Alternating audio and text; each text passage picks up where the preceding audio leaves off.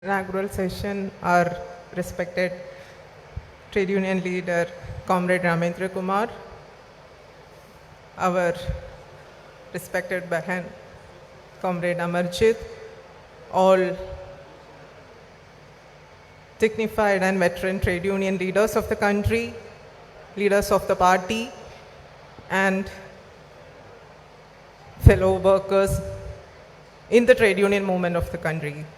Greetings from SEWA, Self-Employed Women's Association, a central trade union representing only women workers in the informal sector.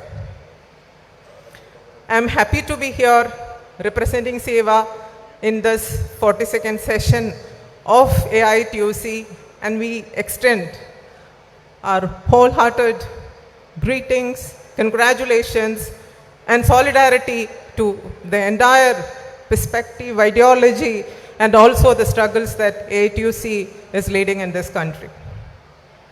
I think my fellow trade union leaders have spoken a lot. I don't have to repeat the things that have already been spoken, and it is almost, I think, time is also getting over. Maybe a few things that I would like to say in terms of being a woman, representing a women's union, and also a national union representing informal sector workers.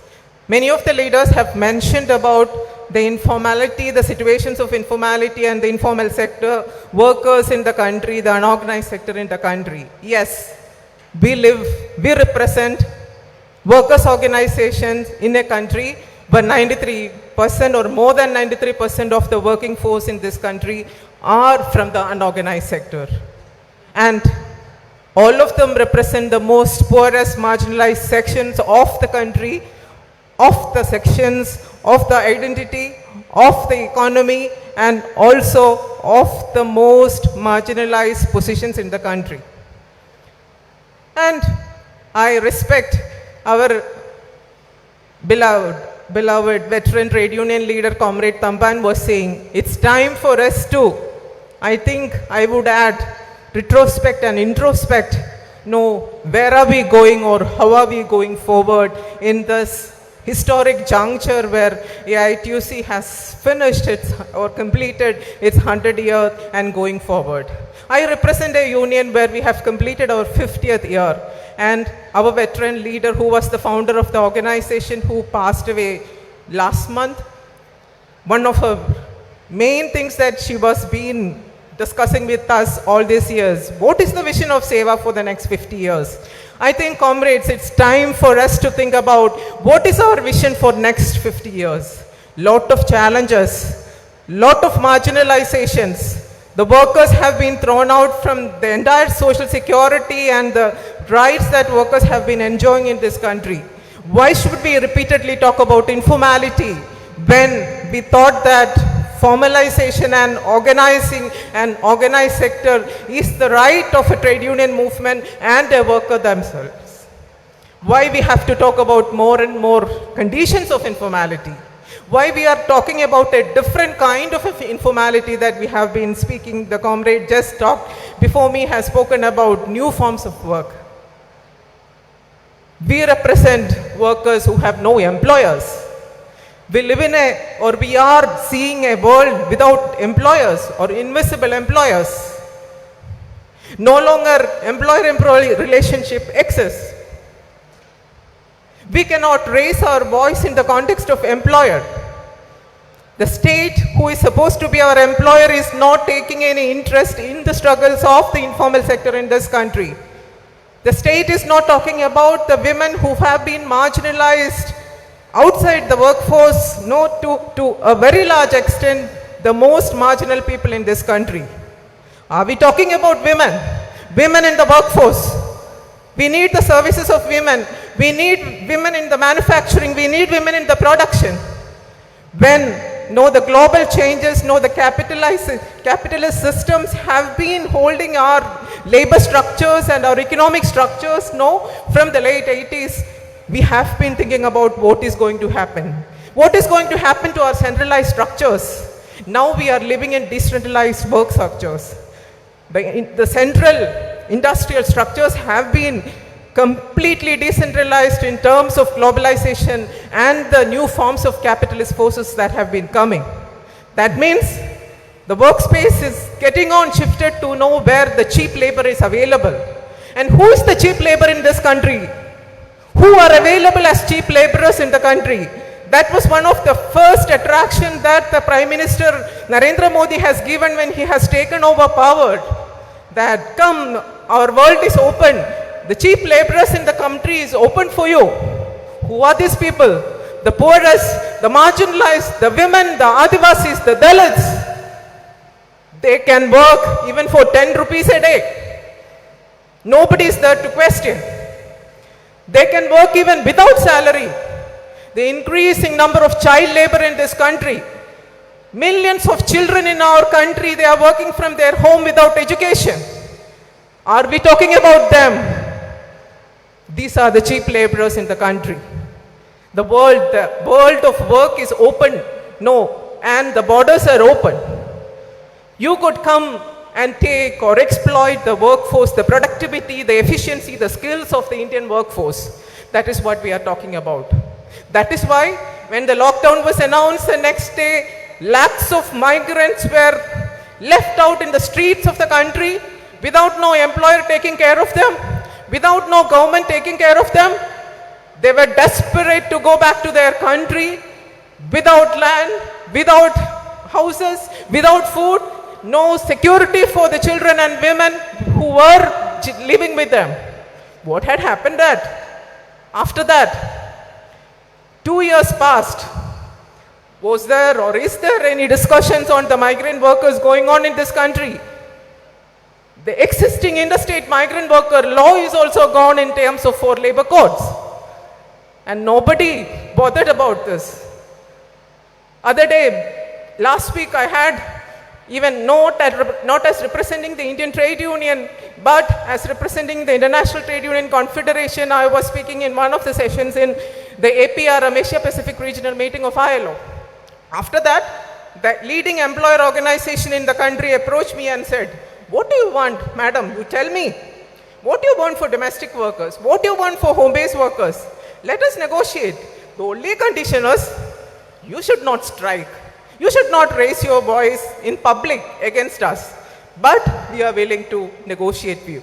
Who wants, without negotiation, without collective bargaining, the rights? The hard-earned rights of all workers have been the result of very strong collective bargaining process. Instead of collective bargaining, we have, sorry to say, the International Labour Organization, including other international agencies, talk about social dialogue.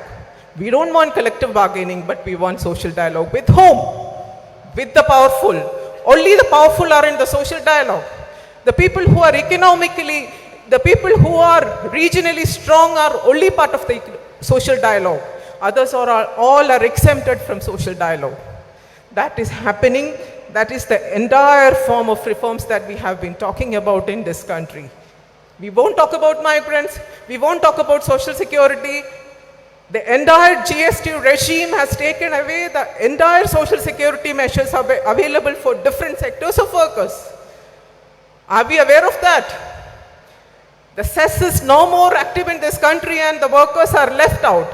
The other day we were meeting the Labour Secretary of the country and we were asking her, what happens to the BD workers in this country where the cess on BD workers have been taken out as part of the GST reform? They can join in any of the schemes as part of our comrades trade e-shram. That is the answer that the government is giving us. Is it right? We know the different welfare boards of the country, how it have been formed to structure, to develop the rights of the informal workers of the country. We talk about just transition. We talk about climate change. We talk about green jobs. We talk about financial literacy. These are technological literacy. These are the new terms of the workforce that we are discussing about. But who can access all this? No. Can we access our commons? Can we have access to oceans? Can we have access to forests? Can we have access to public space? Can we have access to other person's home as a workplace? What are the establishments? How many workers are included in the establishment? What is this as defined crony capitalism is giving us? You push us away, you go to the margins, you live there, we will take over your land, your resources, your water, your houses, wherever you are, give us.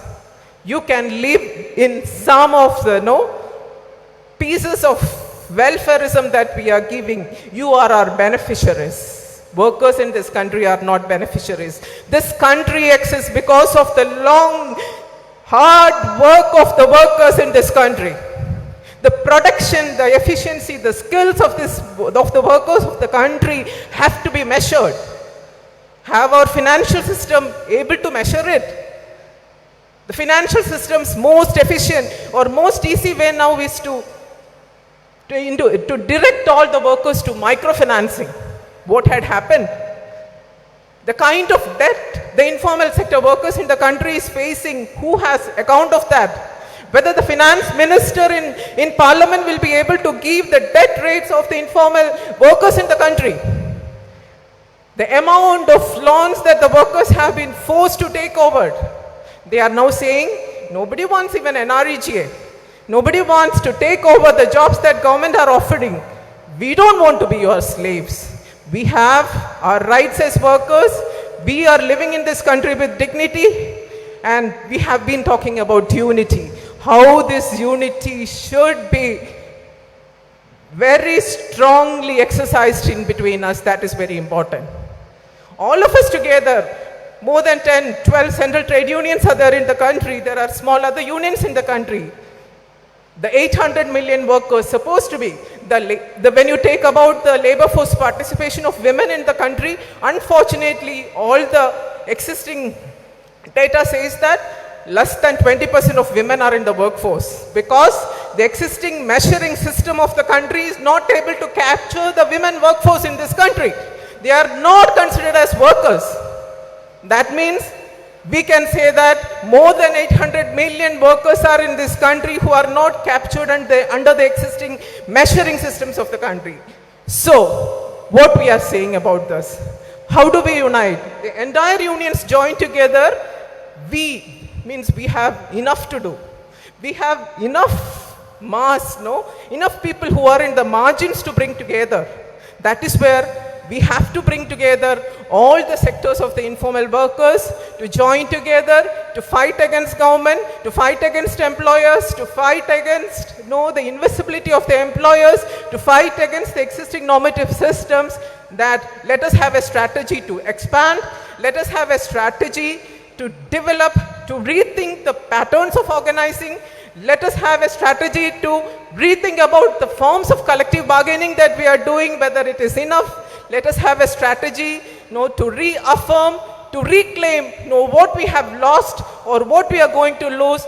Bring the workers in the country, bring the most marginalized workers in the country, bring the women workers in the country, bring the youths in this country. Let's have a united struggle. That's what the joint platform's basic responsibility is, what SEWA believes. So once again, comradely greetings to all the delegates of this session, and I hope our united acts and our united attempts to reclaim our space in this country will be successful. Long live working class struggle, Zindabad.